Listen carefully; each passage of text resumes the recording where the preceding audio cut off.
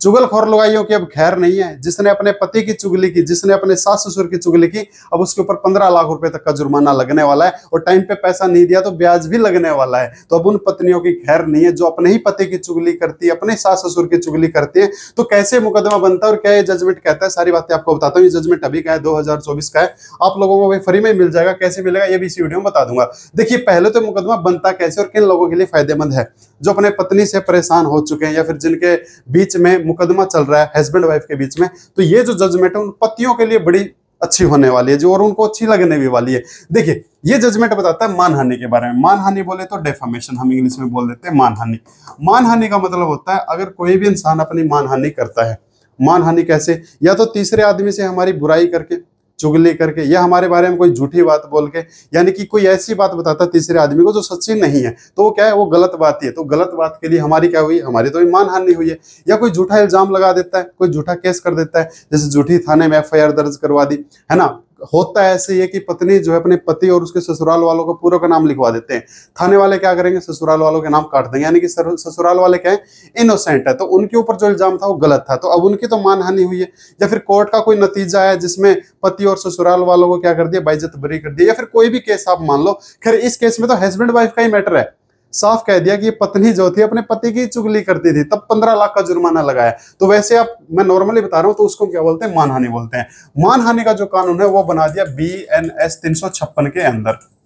जो नया कानून है इसके अंदर 356 नंबर की धारा है, और पुराना जो आपका APC होता था उसके अंदर 499 और 500 इसके तहत में होता था। ठीक है जी। अब मानहानि का मुकदमा जो वो दो तरीकों से हो सकता है।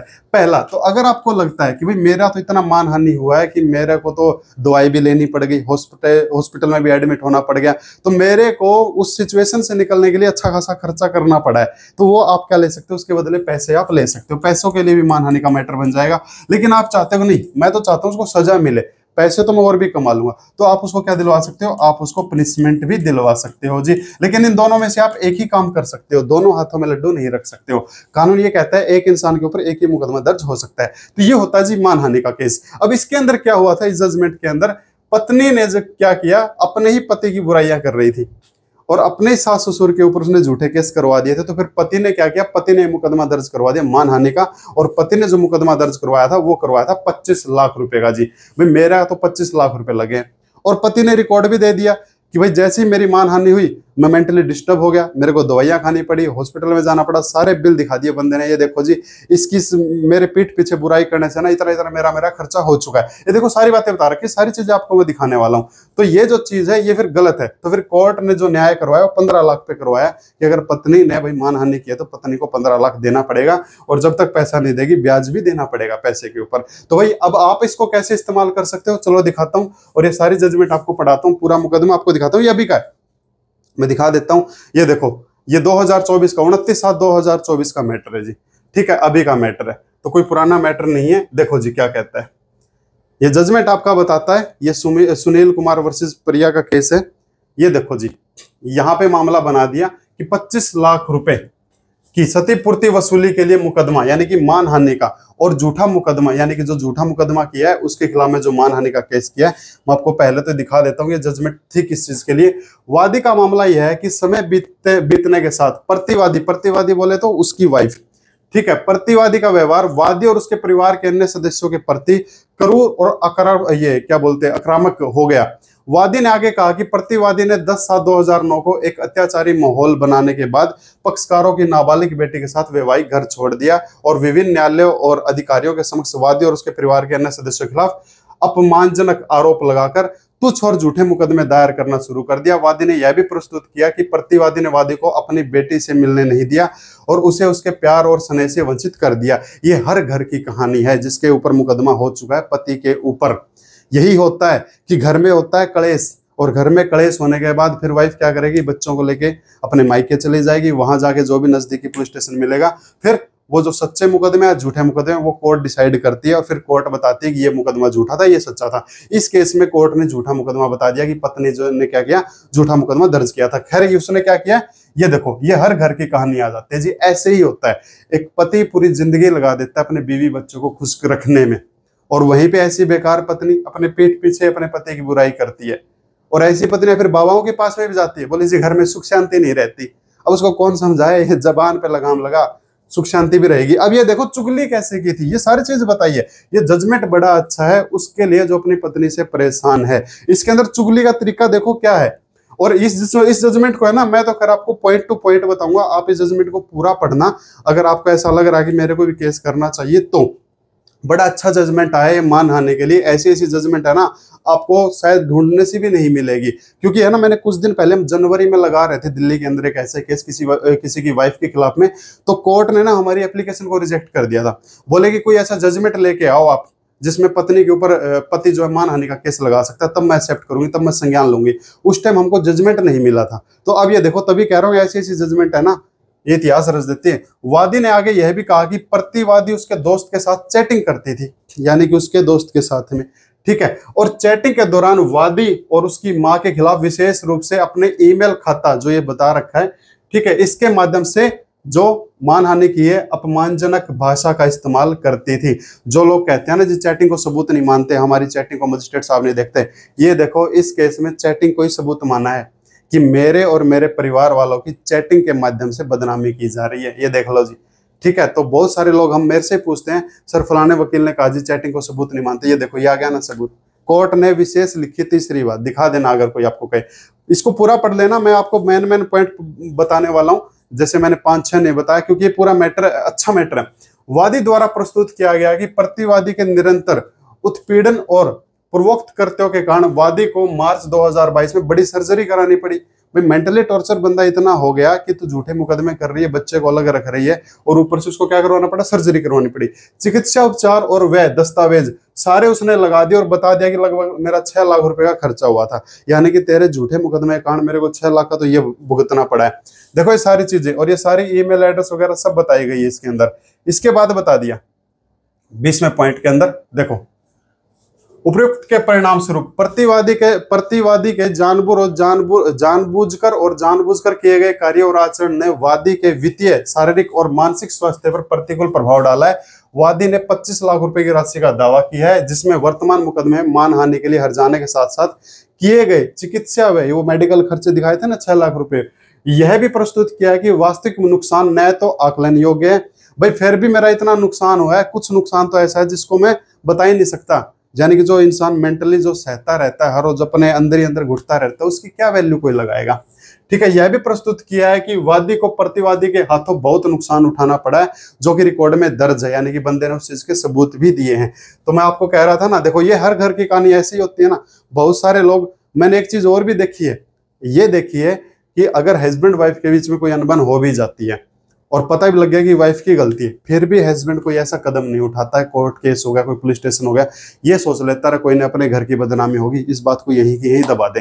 लेकिन वाइफ इतना नहीं सोचती है। उसको अगर हल्की सी भनक लग गई ना कि हाँ मेरे पति में यह कमी है, इसके ससुराल में, फटाक से जाके मुकदमा दर्ज करवा देगी। और अगर वो झूठा भी हो गया ना, तो भी पति देखो कितनी समझदारी से बोला, भी मेरे को अब भी कोई मुकदमा नहीं करना, अब भी मेरा घर बस जाए ना तो अच्छा है। क्योंकि देखो कितने झूठे मुकदमे होते हैं, और आपने शायद आपको नहीं मिला हुआ कोई ऐसा जजमेंट कि पति भी अपने पत्नी के ऊपर ऐसा मानहानि का केस लगा सकता है। ये देखो नहीं लगाते हैं लोग, फिर भी नहीं लगाते, झूठा होने के बाद भी नहीं लगाते, फिर भी ये कहते हैं भाई जैसे तैसे करके या तो मेरा बस जाए या मेरा पीछा छूट जाए, मेरे को मुकदमेबाजी में नहीं पड़ना। तो ये एक समझदारी वाली बात है ना, बहुत कम लोग ही कर पाते हैं। देखो ये पॉइंट बड़ा अच्छा बताया है।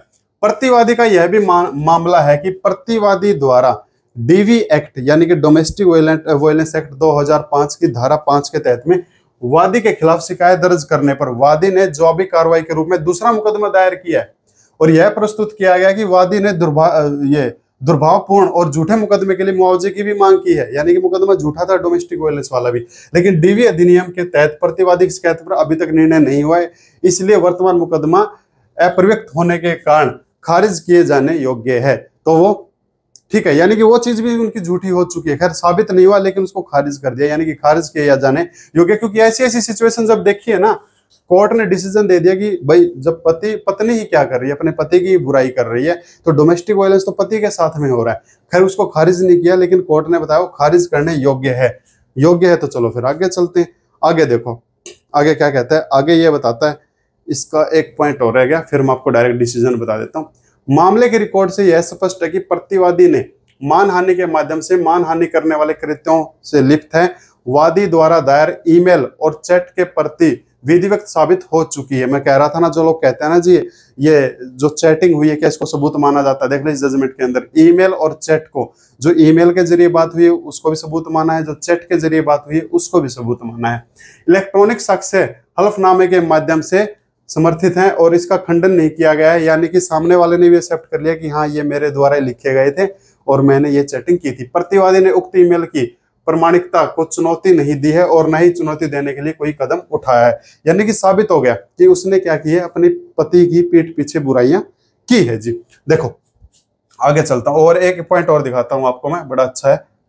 तो ये जजमेंट भाई आप लोगों को, मेरे को ये भी जरूर बताएं कि आप लोगों को कैसे काम आने वाला है, क्या आप लोगों को काम योग्य ये जजमेंट है। और यहाँ तक की जानकारी अगर आपको अच्छी लगी तो इसको लाइक जरूर कर लें, शेयर कर लें, सब्सक्राइब कर लें। नहीं अच्छी लगी इसको डिसलाइक कर लें, कोई दिक्कत नहीं है, ठीक है। हम सिर्फ आपको वही चीज बता रहे हैं जो कोर्ट की जजमेंट के अंदर है और कोर्ट की जजमेंट को सत्य माना जाता है जी, ठीक है। ये लिख रखा कानून के अंदर कि कानून के द्वारा यानी कि जज के द्वारा लिखी हुई जजमेंट को सत्य माना जाता है, 100% सत्य है।